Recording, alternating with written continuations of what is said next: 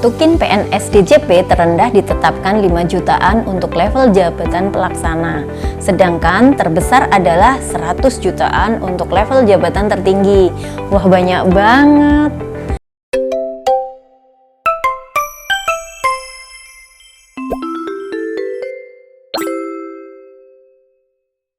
Perjalanan di tahun 2022 ini rasanya menjadi hal yang membahagiakan bagi instansi perpajakan. Selain masyarakat Indonesia yang taat perpajakan, reformasi sistem perpajakan, para pegawai pajak juga menunjukkan kinerja yang bagus dan harga komoditas yang tinggi. Hal ini ditunjukkan dengan ketercapaian target pajak di tahun 2022 yang mencapai lebih dari 100% baik secara nasional, kantor wilayah maupun kantor pelayanan pajak. Bahkan hingga 14 Desember 2022 lalu, penerimaan pajak telah tembus lebih dari 110,1% dari target dalam Perpres nomor 98 tahun 2022. Nah, atas ketercapaian tersebut, Pegawai Negeri Sipil Direktorat Jenderal Pajak bakal mendapatkan tukin nih teman-teman. Hal ini diatur dalam Peraturan Presiden nomor 37 tahun 2015 tentang tunjangan kinerja pegawai di lingkungan Direktorat Jenderal Pajak. PNS DJP berhak mendapatkan bonus alias tunjangan kinerja atau tukin atas pencapaian tersebut. Selain itu, menurut Perpres nomor 96 tahun 2017, pasal 3B, pemberian tukin dilakukan dengan mempertimbangkan capaian kinerja organisasi dan kinerja pegawai.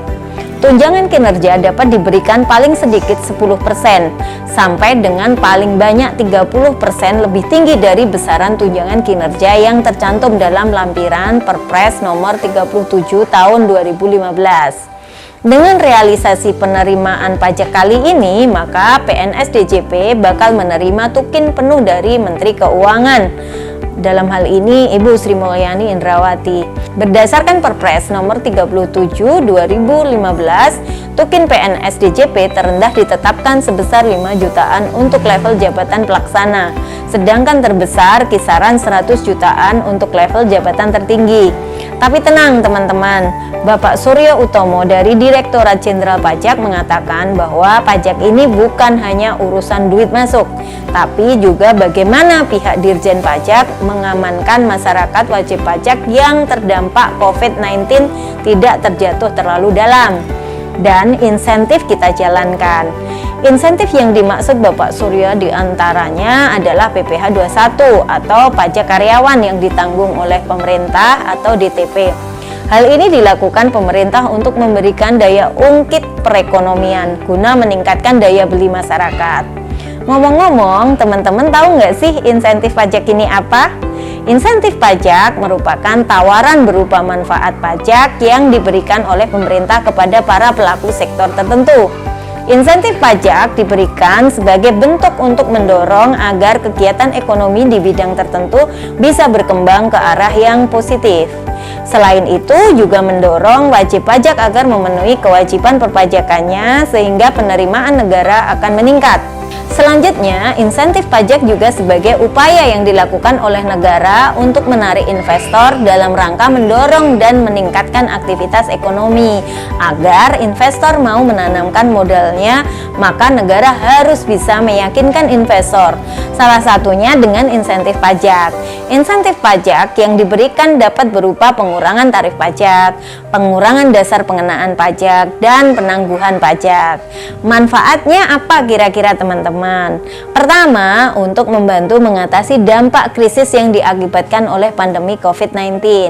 Yang kedua, untuk mendukung demand atau menjaga kemampuan masyarakat agar tetap bisa melakukan belanja.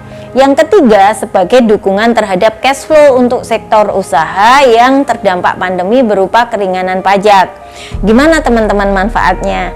Insentif ini membantu banget kan? Nah, insentif ini juga ada kebijakannya loh teman-teman.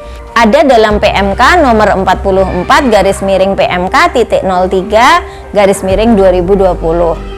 Namun, seiring dengan terbitnya Undang-Undang Nomor 7 Tahun 2021 tentang Harmonisasi Peraturan Perpajakan atau Undang-Undang HPP, pemerintah telah menetapkan insentif pajak baru bagi pelaku UMKM yang berlaku sejak awal 2022. Seperti ada batasan peredaran bruto sampai 500 juta tidak akan dikenakan pajak.